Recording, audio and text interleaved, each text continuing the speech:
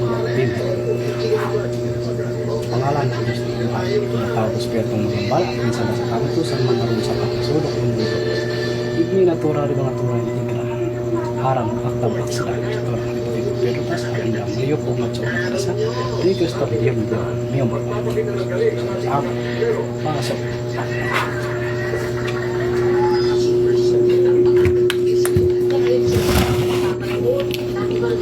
Ito po, ang gumagambala po sa taong natawas ko ay isang babaeng mangkukulam po siya, tao po, ito po siya.